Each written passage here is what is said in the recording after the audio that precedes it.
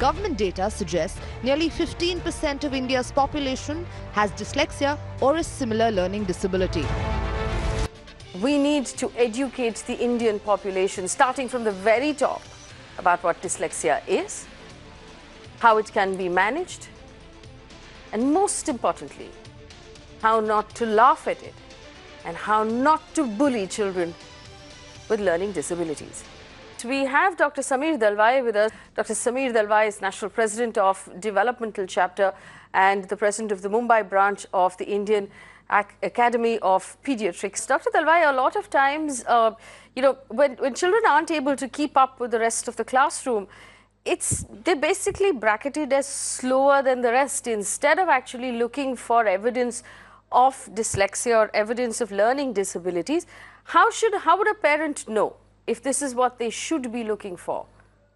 Yeah, hi Faye, I think you've put it right, because what happens is these children are absolutely brilliant in every other manner except when it comes to reading and thereafter writing.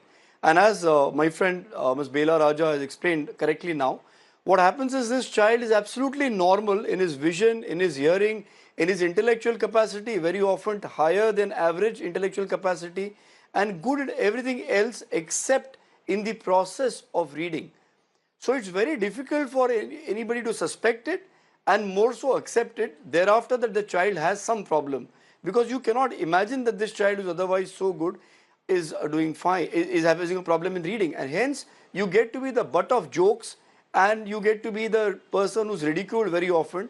Often the child himself feels lack of confidence to read. So when you're asking this child to read in the classroom, the child will read aloud. He will make every possible excuse to avoid reading because he knows he's going to invite ridicule because it wouldn't be understood. We know in the last 15 to 20 years, India has seen a huge renaissance, not least because of the great film that was made, that made people aware that, look, this is not a child who's pretending, or this is not a child who has any other problem. He simply cannot work out the process of reading like other children. It's about 10 to 15% of the population has this variant. And I would agree with Bela and say I wouldn't want to call it a disorder or much less a disability.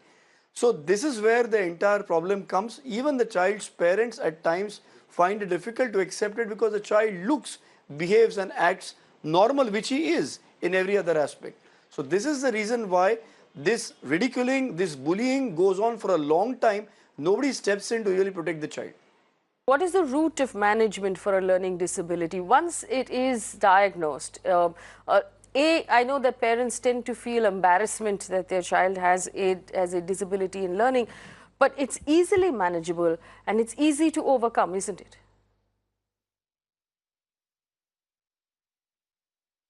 Absolutely, but we must understand that learning to read is also a developmental process. So you first start by identifying shapes, then you identify alphabets and the sound for each alphabet. Then you learn to join alphabets into blends, which are words, and then you read sentences and paragraphs, so on and so forth. Parents must understand that this is a child who had a difficulty throughout all these stages. So when you start remedifying these children, you have to start at the level they are good at, and then gradually help the child to read better and better and better. A simple example is sitting, standing and walking.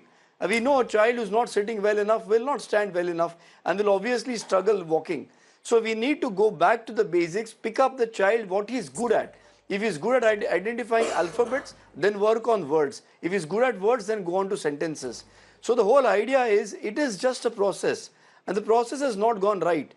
Begin by identifying where it has, up to what level it has gone right, and take it up. What is most essential is the parents' understanding of what this matter is. Because as Harish Bhai said rightly, a lot of them drop out, and worse is the amount of depression that these children feel. They tend to get suicidal. And because, just to give an example which perhaps the entire country has seen, if you see the film Tare Zameen Par, in the first half it is clearly shown the child's symptoms of learning disability or learning difficulty which are not picked up, and then finally he is rejected by his family and sent to a hostel. Now that really is, and that's the whole point. It's a ridicule in the school, but the rejection by the parents and by the peers and the loved ones that really kills this child's spirit. And that pushes the child into the second half of the movie into depression. And that's when even remedifying will be difficult, because there's already a new problem in front of the child, that's the depression. So you need to work on a holistic approach. The most important thing is accepting this child. And the most important people whom the child wants acceptance from are the parents. So if I have had children who have come to us, a lot of problems have happened, but when we counsel the parent, and hence it's important to realize, dear parents who are watching, it's not only the child who needs some intervention. It's the parents when we counsel them, because very often there is denial, there is guilt. Why did my child get this problem? If you counsel the parents as a partner well enough and they learn to accept it, that's what brings a smile to the face of the child, and that's what's going to give the child confidence to make an effort to pick it up.